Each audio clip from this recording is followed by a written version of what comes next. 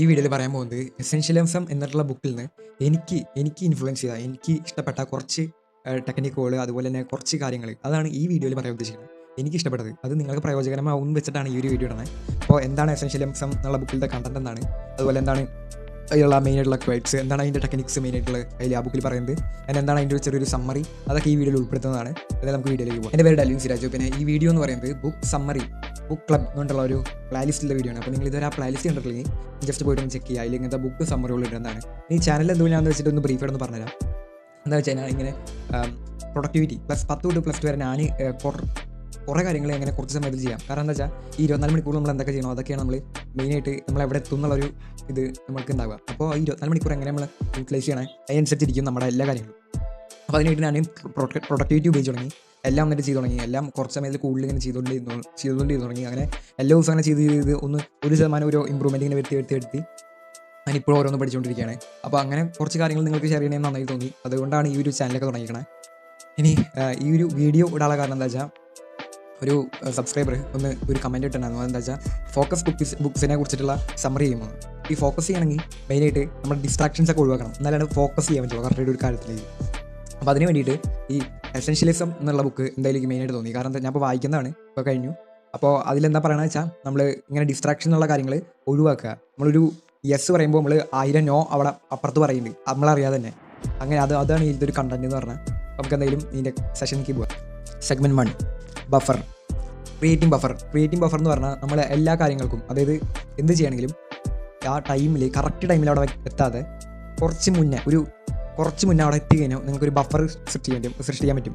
മെയിനായിട്ട് ബഫർ എന്ന് പറഞ്ഞാൽ എന്താ, യൂട്യൂബിലും അതുപോലെ ഇൻസ്റ്റയിലൊക്കെ കാണുന്ന പോലെ ബഫർ എന്ന് പറഞ്ഞാൽ ഇങ്ങനെ വെറുതെ കറങ്ങും, നമുക്ക് നെറ്റ് അങ്ങനെ ഇല്ലാതാകുമ്പോൾ. അത് നല്ലതാണെന്ന് പറയുന്നത്, നമുക്ക് പ്രിപ്പയർ ചെയ്യാനുള്ള ടൈം കിട്ടുന്നത്. ഇപ്പോൾ എന്ത് കാര്യങ്ങൾക്കായാലും ബഫർ. ഫോർ എക്സാമ്പിൾ, എനിക്ക് നാളെ ഒരു പരിപാടി ഉണ്ട് വിചാരിക്കുക, ഒരു പ്രാക്ടീസ് ഉണ്ട് വിചാരിക്കുക. അതിന് മുന്നേ ഒരു അരമണിക്കൂർ മുന്നേ അവിടെ എത്തി കഴിഞ്ഞാൽ എനിക്ക് അവിടെ ബഫർ ക്രിയേറ്റ് ചെയ്യാൻ പറ്റും. അപ്പോൾ എനിക്ക് വേറെ ക്രിയേറ്റീവ് ആയിട്ടുള്ള കാര്യങ്ങൾ ആ ഒരു സെഷന് ഇമ്പോർട്ടൻ്റ് ആയിട്ടുള്ള കാര്യങ്ങൾക്ക് ചെയ്യാൻ പറ്റും. അതാണ് creating A buffer. Segment 2 video type. ഇതിൽ മൈക്കിൾ ഫിലിപ്സിൻ്റെ ഒരു കഥ പറയുന്നുണ്ട്. എന്താ വെച്ചാൽ മൈക്കിൾ ഫിലിപ്സ് ആരാ അറിയാലോ, അതായത് സ്വിമ്മറാണ്. മെയിനായിട്ട് ഒളിമ്പിക്സിൽ ഇഷ്ടം പോലെ ഏറ്റവും റെക്കോർഡൊക്കെ നേടിയിട്ടുണ്ട്, പിന്നെ മെഡലോട് കിട്ടിയിട്ട്. കഥയിൽ എന്താ പറയുന്നത് വെച്ച് കഴിഞ്ഞാൽ നമ്മൾ ഇങ്ങനെ ഫിലിപ്സ് എന്താണ് നിൻ്റെ മാസ്റ്റർ, എന്താണ് നീ ഇങ്ങനെ മെഡലൊക്കെ കിട്ടാനുള്ള കാരണം എന്ന് ചോദിച്ചൊരു ഇൻ്റർവ്യൂവർ. അപ്പോൾ ഫിലിപ്സ് പറഞ്ഞത് എന്താ വെച്ചാൽ, ശരിക്കും പറഞ്ഞാൽ ഞാനൊന്നും വലിയ എഫേർട്ട് എടുത്തിട്ടില്ല, എഫേർട്ട്ലെസ് ആണ്, ഞാൻ ഒരു എസെൻഷ്യലിസ്റ്റ് ആണ്. എന്താ ചെയ്യണമെന്ന് വെച്ചാൽ റുട്ടീൻസ് കറക്റ്റായിട്ട് ചെയ്യുക, അതാണ് പറഞ്ഞത്. അപ്പോൾ റുട്ടീൻ എന്ന് പറഞ്ഞാൽ എന്താ, നമ്മൾ ആളുടെ റുട്ടീൻ എന്താണെന്ന് ചോദിച്ചു അടുത്ത്. അപ്പോൾ അദ്ദേഹം പറഞ്ഞു എൻ്റെ റുട്ടീൻ എന്താ വെച്ചാൽ കറക്റ്റായിട്ട് സിസ്റ്റമാറ്റിക്കായിട്ട് ഓരോ റുട്ടീൻ, പെർഫെക്റ്റ് റുട്ടീൻ ഇങ്ങനെ ഉണ്ടാക്കി വെച്ചിട്ടുണ്ട്. അത് റുട്ടീനിലല്ല കാര്യം, അത് ഡെയിലി കൺസിസ്റ്റൻ്റായിട്ട് ഇങ്ങനെ ചെയ്തുകൊണ്ടിരിക്കുമ്പോഴാണ് മെയിനായിട്ട് അത് ഒരു റുട്ടീനായിട്ട് മാറുക എന്ന് പറഞ്ഞു. അപ്പോൾ എസെൻഷ്യലിസ്റ്റ് ഫുള്ള് അത് കഴിഞ്ഞിട്ട് ആ റുട്ടീൻ കഴിഞ്ഞിട്ട് എന്താ ചെയ്യാമെന്ന് ചോദിച്ചു. അപ്പോൾ അത് തീർന്നോ, നിങ്ങൾ അത് കാരണമാണോ അപ്പോൾ ഇങ്ങനെ ചെയ്യണമെന്ന് ചോദിച്ചു. അതല്ല, ഒരിക്കലും അതല്ല. എനിക്ക് വേറൊരു ഇതോടെ ഉണ്ട്, അതെന്താ വെച്ചാൽ വാച്ചിങ് വീഡിയോ ടൈം. അതാണ് ഇവിടുത്തെ എസെൻഷ്യലിസ്റ്റിൻ്റെ മെയിനായിട്ടുള്ളത്.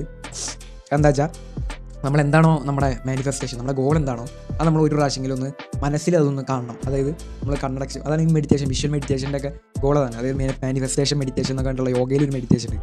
അതിൽ പറഞ്ഞ ഗോൾസ് എന്ന് പറയുന്നത് ഇതൊരിതാണ്, നമ്മളൊന്ന് കാണണം, ആ ഒരു ഇമോഷൻസ് നമുക്ക് ഫീൽ ചെയ്യണം. എനിക്ക് പറയുന്നത് മാനിഫെസ്റ്റ് ചെയ്യാനുള്ള സാധ്യത ഭയങ്കര കൂടുതലാണ്. അങ്ങനെ ചെയ്യുമ്പോൾ നമുക്കൊരു വിഷയം ഉണ്ടാവുകയും ചെയ്യും.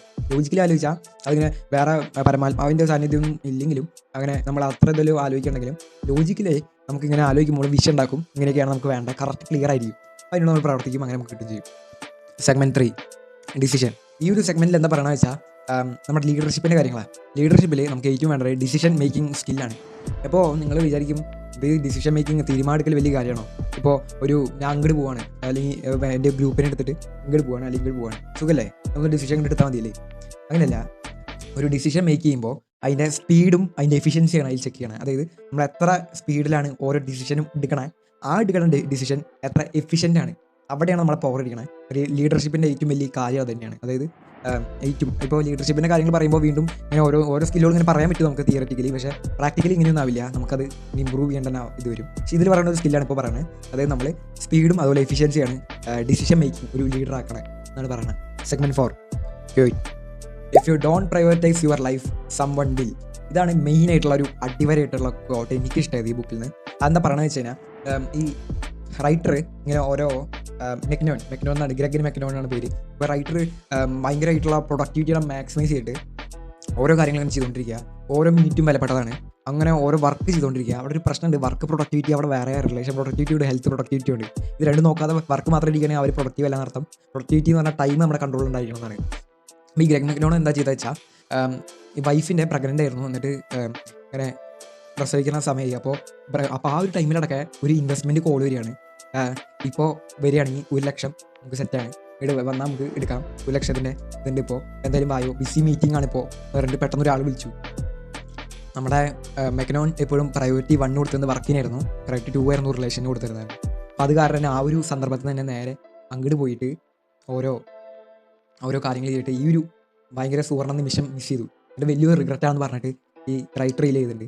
അപ്പോൾ ഈ റൈറ്റർ എന്താ പറയണമെന്ന് വെച്ച് കഴിഞ്ഞാൽ, നിങ്ങൾ നിങ്ങളുടെ ലൈഫ് പ്രയോറിറ്റൈസ് ചെയ്തില്ലെങ്കിൽ, ശരിക്കും പോലെ പ്രയോറിറ്റൈസ് ചെയ്തില്ലെങ്കിൽ വേറെ വല്ലവരും നിങ്ങളെ എടുത്തിട്ട് പ്രയോഗിക്കും എന്നാണ് പറയണത്.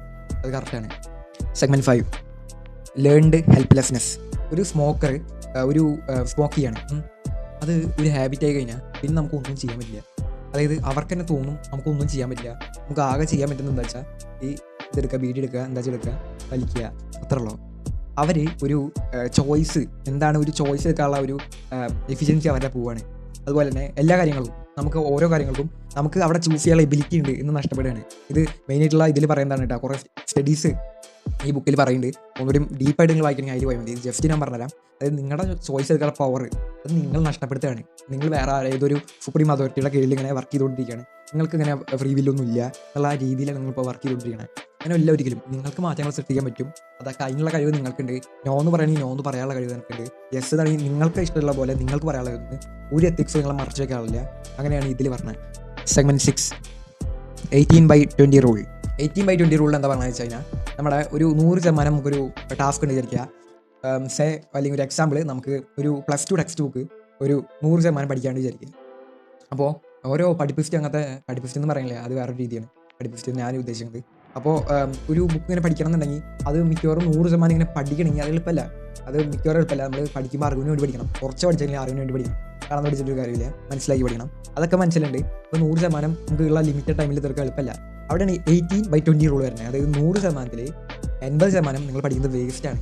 ആകെ 20% മാത്രമാണ് മെയിനായിട്ട് നിങ്ങൾ ചെയ്യേണ്ടതായിട്ടുള്ളൂ. എല്ലാ കാര്യങ്ങൾക്കും ഇത് ഇമ്പോർട്ടൻ്റ് ആണ്. ഇതിൻ്റെ ബേസിസിലാണ് പറൈറ്റൽ പ്രിൻസിപ്പിൾ എന്ന് പറഞ്ഞിട്ടൊരു വേറൊരു പ്രിൻസിപ്പിൾ വരുന്നത്. അപ്പോൾ ഇതാണ് 18/20 റൂൾ. അപ്പോൾ അതായത് നമ്മൾ ഇത് കുറേ കാര്യങ്ങൾ പഠിക്കണമെങ്കിൽ അതിൽ കുറച്ച് മാത്രമാണ് ഇമ്പോർട്ടൻ്റ് ഉള്ളൂ. ഫോർ എക്സാമ്പിൾ, നമ്മുടെ +2 ടെക്സ്റ്റ് ബുക്കിലെ പ്രീവിയസ് ഇയർ ക്വസ്റ്റ്യൻസ് മാത്രമാണ് എക്സാം ബേസ്ഡ് ഇമ്പോർട്ടൻ്റ് ആയിട്ടുള്ളൂ. അത് അറിവിന് വേണ്ടി പഠിച്ചു നമ്മൾ സെറ്റായി. നമുക്ക് വേണ്ട കാര്യങ്ങൾ അതിൽ നിന്ന് കിട്ടും. ഓക്കെ, നമുക്ക് വേണ്ട ബേസ് അതിൽ നിന്ന് കിട്ടും. Segment 7, personal. ഈ ബുക്കിനെ കുറിച്ച് പേഴ്സണലായിട്ട് എനിക്ക് പറയാനുള്ളത് എന്താ വെച്ചാൽ, ഇതിൽ ഫുള്ള് എസെൻഷ്യലിസം എന്നുള്ള ടേമിനെ ഫുള്ള് പറയാണ്. അത് ഫുള്ള് ഓരോ കാര്യങ്ങൾ പറഞ്ഞിട്ട് ഓരോ എസെൻഷ്യലിസ്റ്റിൻ്റെ ക്വാളിറ്റി, എസെൻഷ്യലിസ്റ്റും നോൺ എസെൻഷ്യലിസ്റ്റും തമ്മിലുള്ള വ്യത്യാസം എന്താണെന്നൊക്കെ കുറേ പറയേണ്ടതിൽ. നോൺ എസെൻഷ്യലിസ്റ്റ് എന്ന് പറഞ്ഞാൽ കുറേ കാര്യങ്ങൾ ഇങ്ങനെ ഒറ്റയടിക്ക് ചെയ്യാനൊക്കെ നോക്കും. എസെൻഷ്യലിസ്റ്റ് എന്ന് പറഞ്ഞാൽ കുറച്ച് കാര്യങ്ങൾ ചെയ്യുള്ളൂ, പക്ഷേ അടിപൊളിയായിട്ട് ചെയ്യും. ഓക്കെ, മറ്റേ ബ്രൂസ്ലി പറഞ്ഞ ഒരു കോൾട്ടേക്ക് ഓർമ്മയുണ്ട്. അതായത് നമ്മൾ 1000 അടവുകൾ പഠിക്കണമെന്നല്ലേ, ഒരു അടവ് 1000 വട്ടം പഠിക്കുന്നതെന്നല്ലേ. ആ ഒരു മെയിനായിട്ട് ഇത് വരുന്നതാണ് എസെൻഷ്യലിസ്റ്റ് എന്ന് പറഞ്ഞാൽ. ഫോർ എക്സാമ്പിൾ വേറൊരു ഇത് പറയാം, എണ്ണറച്ച കരണ്ടി എന്ന് പറഞ്ഞിട്ടുള്ള പാഠഭാഗത്തിൽ 8ാം ക്ലാസ്സിൽ അങ്ങനെയുള്ള അതിലൊരു ടീസ്പൂൺ പിടിച്ചിട്ട് ആൽക്കമിസ്റ്റിൻ്റെ ഒരു ഇതാണ്. അതിൽ ടീസ്പൂൺ പിടിച്ച ഒരു കുട്ടി അടക്കും. അങ്ങനെ ഓരോ കഥ, ആ ഒരു കഥയിൽ ഒരു എൻ്റെ റാണി പറയും, കൊട്ടാരം ഫുള്ള് കാണാൻ പറയും, ഇതിലൊരു വെള്ളം ഉണ്ടാവും ടീസ്പൂണിൽ. എന്നിട്ട് അങ്ങനെ ഫുള്ള് കാണും. അപ്പോൾ ഫുള്ള് കാണുമ്പോൾ നിൻ്റെ ഇതിലത്തെ ടീസ്പൂണിൻ്റെ വെള്ളം നിലത്ത് പോയില്ലോ, നീ ഇത് രണ്ടും ഒരുമിച്ച് ചെയ്യണം. ഓക്കെ, അപ്പോൾ നീ എന്തായാലും നീ വെള്ളം പോകാൻ നോക്കിക്കോളോ, ശ്രദ്ധിച്ചോളൂ എന്ന് പറയും. അപ്പോൾ വീണ്ടും ഈ കുട്ടി ഇങ്ങനെ നടക്കും. എന്നിട്ട് അങ്ങനെ നടക്കുമ്പോൾ ഈ ടീസ്പൂണിൻ്റെ വെള്ളമൊക്കെ നല്ലത് ഒന്നും പോവില്ല, പക്ഷേ ഇയാൾ ഒരു കാഴ്ചയും കണ്ടിട്ടുണ്ടാവില്ല. അപ്പോൾ ഇതിൻ്റെ മോറൽ എന്താ മനസ്സിലായില്ല, രാജ്ഞി പറയും. ഇപ്പോൾ ഒരിക്കലും 2 കാര്യങ്ങൾ ഒരുമിച്ച് ചെയ്യാൻ പറ്റില്ല, ഓൺലി ഒരു കാര്യമാണ് മെയിനായിട്ട് നോക്കേണ്ടത് അങ്ങനെ പറയും. ഇത് എല്ലായിടത്തും നമുക്ക് ഇതാക്കണ്ട. ടെംപ്റ്റേഷൻ ബഡ്ലിംഗ് എന്ന് പറഞ്ഞിട്ട് വേറെ ഫീച്ചേഴ്സ് ഒക്കെ നമ്മുടെ പ്രൊഡക്ടിവിറ്റിയിൽ, അതിലേക്ക് അവൻ വരേണ്ട. പക്ഷേ എസെൻഷ്യലിസ്റ്റ് പറയുമ്പോൾ ഇത് കറക്റ്റായിട്ട് പെർഫെക്റ്റായിട്ട് വർക്ക് ചെയ്യുന്നതാണ്. എന്ത് കാര്യം ചെയ്യണമെങ്കിലും സന്തോഷത്തോടെ നല്ല ഉഷാറായിട്ട് ചെയ്യണം. അല്ലെങ്കിൽ നിങ്ങൾ ചെയ്തിട്ടൊരു കാര്യമില്ല, വെറുതെ അങ്ങനെ ജീവിച്ചിരുന്ന കാര്യം. സന്തോഷത്തോടെ ഒരു കാര്യം ചെയ്യണമെങ്കിൽ സന്തോഷത്തോടെ ചെയ്യണം. അങ്ങനെ ചെയ്യുന്നത് ഇങ്ങനെ പ്രൊഡക്ടിവിറ്റി പറഞ്ഞാൽ ബേൺ ഔട്ട് അല്ല, മറിച്ച് ഓരോ ഫീൽ ഗുഡായിട്ട് നമ്മൾ കാര്യങ്ങൾ ചെയ്യുന്നതാണ് എന്നുള്ള ബുക്ക് അലി അബ്ദാൽ എന്ന് പറഞ്ഞൊരു ആൾ ഇറക്കിയിട്ടുണ്ട്. ആ വീഡിയോ നിങ്ങൾ ഇതുവരെ കണ്ടിട്ടില്ലെങ്കിൽ ഇപ്പോൾ സ്ക്രീനിൽ കാണുന്ന വീഡിയോ ക്ലിക്ക് ചെയ്യുക. ഓക്കെ, അപ്പോൾ അവിടെ കാണാം.